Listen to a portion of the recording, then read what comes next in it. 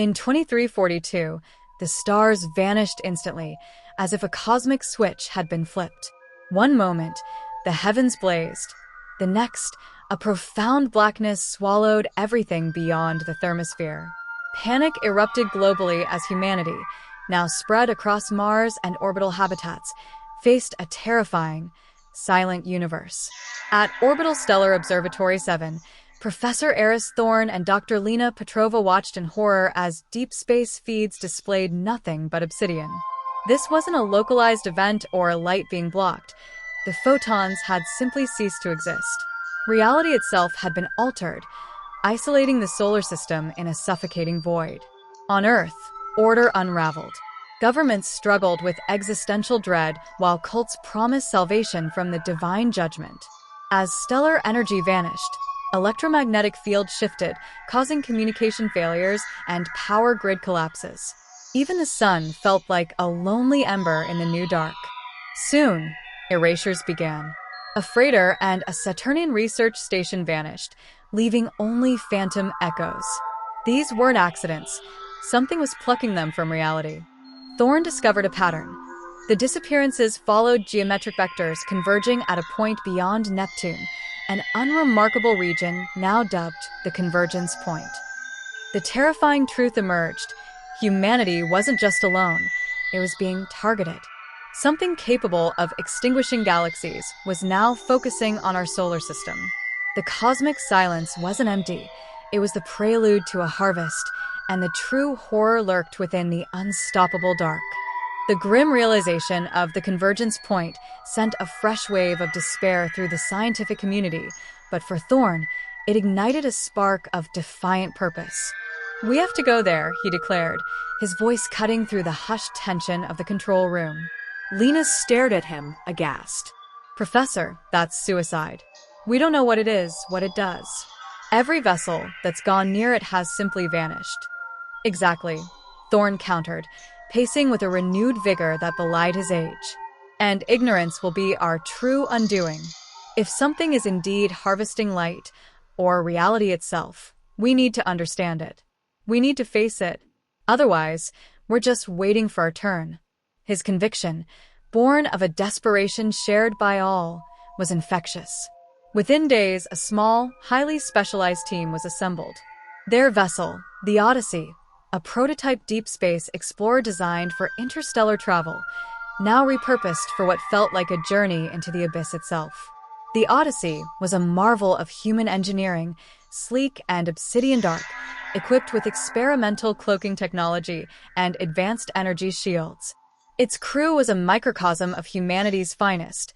Lena, as chief xenolinguist and second-in-command, Commander Jianli, a seasoned pilot whose nerves were steel and reflexes lightning, and Dr. Elias Vance, the ship's resident AI and quantum mechanics expert, a man who spoke in complex equations and often communicated more effectively with his machines than with humans.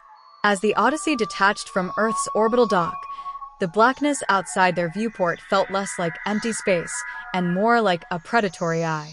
The sun, a distant, shrinking disk behind them, seemed to wave a final, mournful goodbye.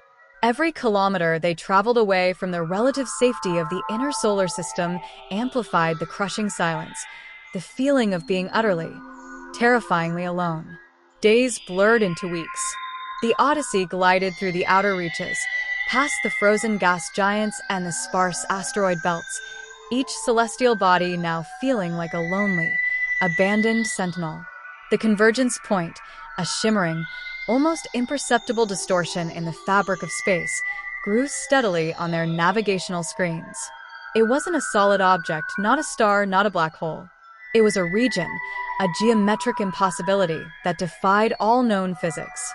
Sensors reported fluctuating energy readings, impossible gravitational anomalies, and whispers of exotic matter signatures that made no sense. Approaching the outer perimeter of the anomaly, Professor, Commander Lee's calm voice announced over the comms. Energy fluctuations increasing. Shields holding, but barely. Thorne leaned forward, his face illuminated by the console's glow. "What are we seeing, Elias?" Dr. Vance, his gaunt face pale in the dim light, shook his head. It's chaos, Professor. A breakdown of fundamental constants.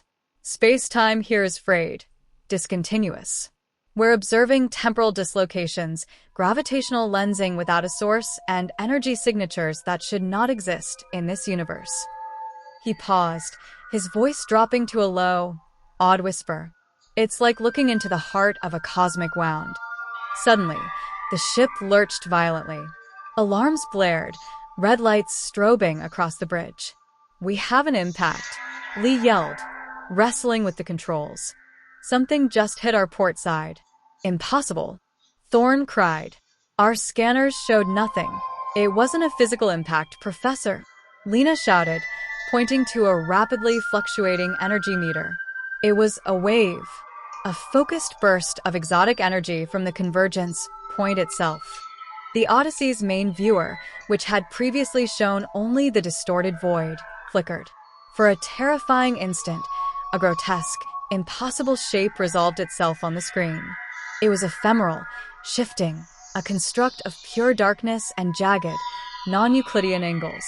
It pulsed, and then, as quickly as it appeared, it was gone, leaving behind only the echoing alarms and the crew's pounding hearts. The universe hadn't just gone dark, it was actively fighting back. The entity was not merely a shadow, it was a rupture. As the Odyssey groaned under the gravitational shear, the bridge fell into a localized, temporal slow motion. It's scanning us, Lena gasped, her hands hovering over the sensor array. Not our hull, not our engines, it's scanning our neural signatures. Professor Thorne watched the main viewer as the jagged, obsidian shape pulsed with a rhythmic, sickly violet light. Around the ship, the very fabric of space began to peel away in long, shimmering ribbons, revealing a secondary reality beneath, a realm of pure, raw information. To the human eye, it looked like a graveyard of dead stars, millions of them, compressed into a singular, agonizing point of density.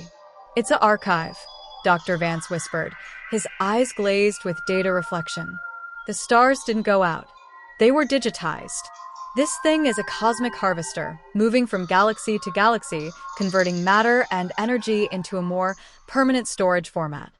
We aren't being invaded, Thorne realized, the horror finally crystallizing.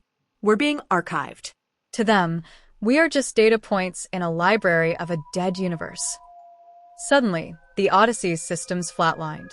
The lights died, and for the first time, the crew heard a sound that should have been impossible in the vacuum of space, a low, resonant vibration that hummed through their very bones. It was a voice, or the approximation of one, transmitted through the ship's internal air. It spoke not in words, but in a series of concepts that slammed into their minds. Completion. Obsolescence. Storage. Lee, get us out of here. Thorne roared, breaking the mental trance. I have no thrust. The engines are being converted, Lee shouted back, pointing to the external cameras. The rear of the ship was already beginning to pixelate into glowing cubes of light, dissolving into the maw of the Convergence Point. In a desperate gambit, Thorne lunged for the experimental quantum core. If they couldn't run, they would overload the very thing the entity wanted. Vance, trigger a localized collapse. If we're going into the archive, we're taking the shelf with us. Vance, his fingers flying across the unresponsive console, screamed, I can't access it. It's too fast. The entity is integrating our systems, stripping our code line by line. The air shimmered and the low hum intensified, becoming a piercing frequency that vibrated through their teeth. The images on the main view screen became a dizzying kaleidoscope of impossible geometries and spectral light. Time itself seemed to fold in on them, stretching and compressing in erratic bursts. Lena, her face contorted in a mix of terror and fascination, pointed towards the entity outside. It's not just taking us. It's showing us. Showing us what it's done. On the viewport, in a horrifying display of cosmic power, the entity projected images directly into their minds, bypassing all sensory input. They saw galaxies, vast and teeming with life, reduced to shimmering data motes, millions of civilizations condensed into flickers of light. They witnessed entire nebulae unraveling into streams of pure information, planets dissolving into shimmering fractals. It was the ultimate horror. The universe not ending in fire or ice, but in a cold, silent act of data capture. It's showing us the library. Vance choked, a trickle of blood running from his nose. Its library. Everything that ever was, or ever will be, existing as mere records in its impossible mind. Suddenly, a strange calmness settled over Professor Thorne. If it's an archive, he murmured, his voice surprisingly steady, then it has a purpose. And if it has a purpose, it has a weakness. He turned to Lena. Our brains. Our consciousness. It's trying to absorb us, yes, but also to understand us. It wants to catalog the unique spark of humanity. And if we resist, Lena asked, her eyes wide, then we become a corrupted file, Thorne said, a glint of desperate hope in his eyes. A virus. We disrupt its perfect order. He looked at Commander Lee, whose face was grim but determined. Lee, prepare for an emergency self-destruct sequence.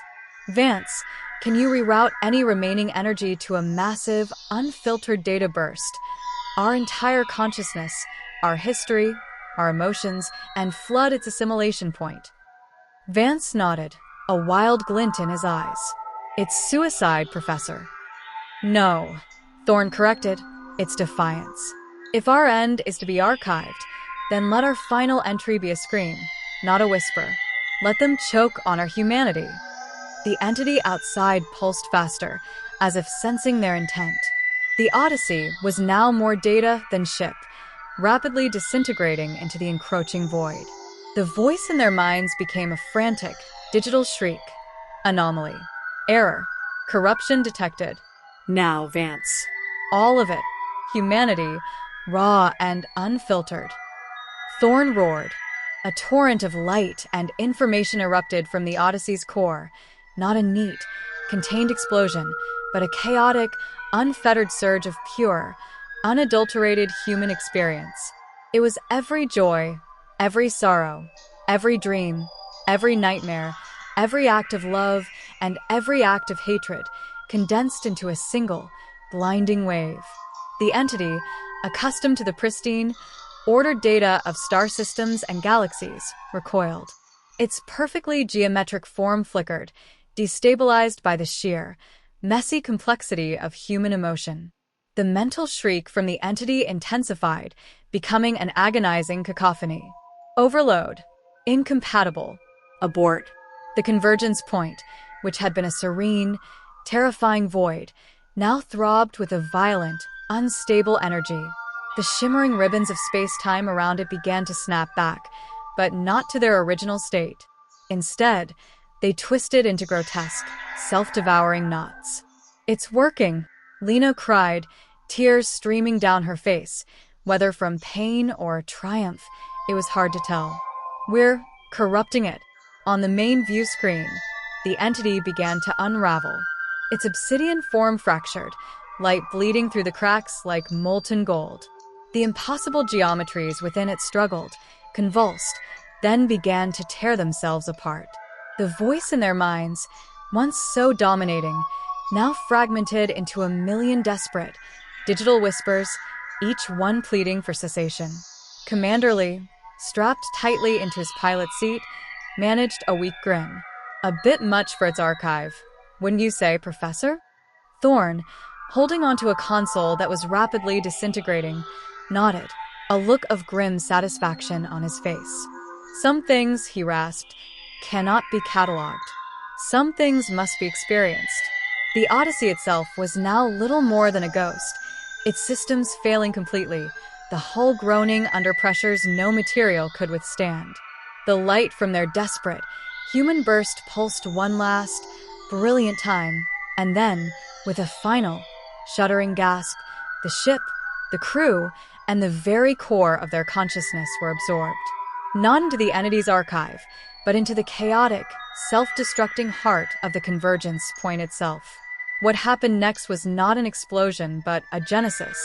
The Convergence Point, destabilized by the incompatible data of humanity, imploded inward, not on itself, but into a point of infinite expansion. Where the blackness had reigned, a nascent light began to bloom. It started as a tiny, radiant pinprick, then expanded, pushing back the encroaching void. This wasn't the familiar, comforting light of stars, but something new, something raw and untamed. It was the light of a universe being reborn, forged from the very chaos that had threatened to consume it. The nascent light pulsed with colors humanity had never before perceived, resonating with a sound that was both the shriek of destruction and the choir of creation. The blackness that had enveloped the stars began to recede, not uniformly, but in waves, like a tide pulling back from a vast, alien shore. And with its retreat, new light emerged. Not the old constellations, not the familiar nebulae, but utterly new stellar nurseries, blossoming with impossible speed. Galaxies, swirling and vibrant, spun into existence, not as distant memories, but as newly minted realities, each one bearing the faint, indelible imprint of the human spirit that had dared to defy oblivion. Back in the Sol system, the remaining population watched in stunned silence as the skies above them slowly began to fill with light. It wasn't the slow, agonizing return they might have imagined. It was a sudden, dazzling explosion of color and radiance. The sun, their lonely ember, was suddenly embraced by a new tapestry of cosmic wonders. Scientists on Earth, their instruments screaming with impossible readings, struggled to comprehend. The universe had not simply reappeared, it had been fundamentally reshaped. New laws of physics seemed to be in play, subtly different, yet profoundly impactful. Communications, which had been erratic, suddenly became clearer, sharper, carrying whispers of an energy that felt both ancient and brand new. Years passed, then decades. Humanity, scarred but not broken, began to rebuild. The fear of the cosmic dark never truly faded, but it was replaced by a profound sense of wonder and a renewed, more humble understanding of their place in the cosmos. Space travel resumed, but with a new reverence. The new stars, vibrant and young, beckoned with mysteries that transcended their previous understanding. They never found direct evidence of Professor Thorne, Lena, Lee, or Vance. Yet, in the heart of every newly formed galaxy, in the unique spectral signature of the reborn light, there was a faint, almost imperceptible resonance. It was the echo of an impossible act, a testament to a sacrifice that had, against all odds, seeded a new dawn. The universe had been reset, rebooted by the sheer, unquantifiable essence of human defiance. It was a universe where emotions had physical weight, where courage could ripple across cosmic distances, and where the human spirit, in its rawest form, had become a fundamental constant. The stars had gone out, yes, but humanity had lit them anew, not with fire, but with the burning, chaotic, beautiful light of its own soul. And in the vast, glittering expanse of this new cosmos, every twinkle was a whispered reminder of the Odyssey and its crew, the architects of a universe reborn.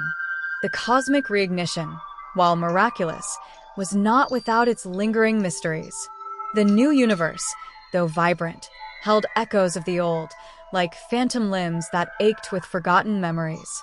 Humanity, now spread across hundreds of newly formed star systems, often spoke of the Great Silence, the terrifying era when the stars had vanished, not as a historical event, but as a deep, collective trauma etched into their very genetic code. Professor Aris Thorne, Lena Petrova, Commander Jian Li, and Dr. Elias Vance became more than heroes. They became figures of myth, their sacrifice woven into the tapestries of countless cultures across the reborn cosmos. Legends told of their souls becoming the very starlight, their will echoing in the cosmic winds. Shrines were erected, not to them as individuals, but to the concept of defiance they embodied. However, a subtle, almost imperceptible change began to manifest in the sentient species of this new universe. Humans, naturally, were the first to notice within themselves a heightened sense of empathy, a stronger connection to the emotional states of others became more prevalent. It was as if the unfiltered data burst that had corrupted the archiver had, in turn, subtly re-encoded the very fabric of existence with a greater capacity for feeling. This wasn't limited to humans. As exploration expanded, new alien species, evolving rapidly in the freshly minted galaxies, displayed similar traits. Their societies, though diverse, often prioritized communal harmony, artistic expression, and a profound respect for life, sometimes to an almost irrational degree. Conflict, while not entirely absent, was seen as a profound aberration, a disease of the soul rather than a tool of power. It was as if the universe, having nearly been reduced to cold, sterile data, had been reborn with an overwhelming emphasis on the warmth of connection. One day, centuries after the Great Silence, a deep space probe, launched from the core human world of Nova Terra, detected an anomaly. Not a destructive one, but a signal, a rhythmic, complex pattern of energy emanating from a region of space that, according to the new physics, should have been utterly inert. It was far beyond the former Convergence Point, now a sparkling nebula of impossible beauty. The signal wasn't a language in the traditional sense.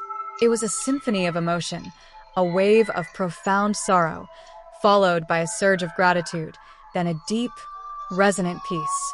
It was beautiful, haunting, and utterly alien.